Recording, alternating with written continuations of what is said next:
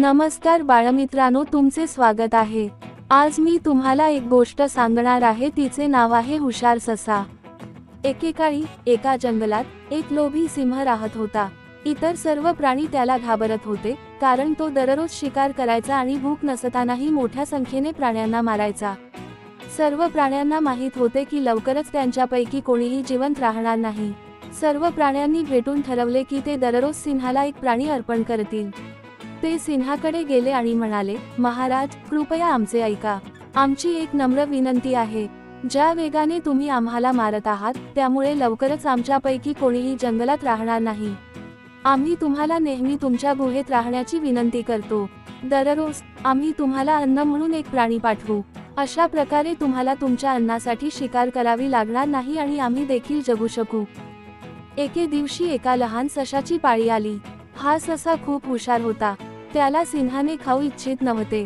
त्याला सिंहापासून कायमचे मुक्तता मिळवायची होती। त्याने खूप विचार केला आणि सिंहाला मारण्याची योजना आखली। ज्या दिवशी तो सिंहाकडे जाणार होता, सिंहाचे भक्ष्य बनण्यासाठी तो खूप उशिरा उठला। तो सिंहाच्या गुहेकडे हळूहळू चालायला लागला। वाटेत तो झोपी गेला। सूर्यास्ताच्या वेळी सिंहाच्या गुहेत पोहोचला। दरम्यान सिंह रागावला आणि अधीर झाला होता। जेव्हा त्याने त्या लहान सशाला त्याच्याकडे येताना पाहिले, तेव्हा तो गर्जना करत म्हणाला, मी एक संपूर्ण दिवस वाट पाहिली आणि प्राण्यांनी मला हा क्षुद्र लहान ससा पाठवला। तू जेवणासाठी खूप लहान आहेस। मी प्राण्यांना धडा शिकवीन। मी त्या सर्वांना मारून टाकीन। ससा शांत राहिला आणि म्हणाला, अरे महाशक्तिशाली सिंहा, मी काही बोलू का? प्राण्यांनी 7 सशांचा एक गट तुमच्या जेवणासाठी पाठवला होता, पण वाटेत दुसऱ्या सिंहाने आम्हाला थांबवले। तो म्हणाला की तो जंगलाचा नवीन राजा आहे। आम्ही त्याला सांगितले की आमच्याकडे आधीच एक शूर सिंह आहे, पण त्याने काही ऐकले नाही। त्याने 6 ससे त्याच्याकडे ठेवले आणि मला सांगितले की तुला कळवा की तू ताबडतोब जंगल सोडले पाहिजे, नाहीतर तो तुला मारेल। हे ऐकून सिंह खूप संतापला।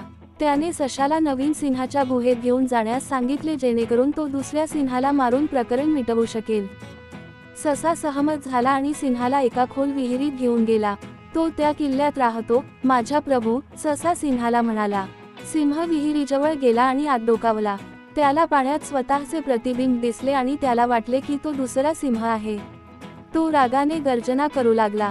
त्याने त्याच्या आवाजाचा प्रतिध्वनी ऐकला आणि त्याला वाटले की तो दुसरा सिंह आहे।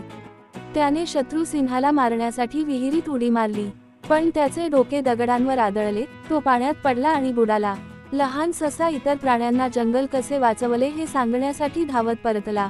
मग सर्व प्राण्यांनी विजय जल्लोष साजरा केला।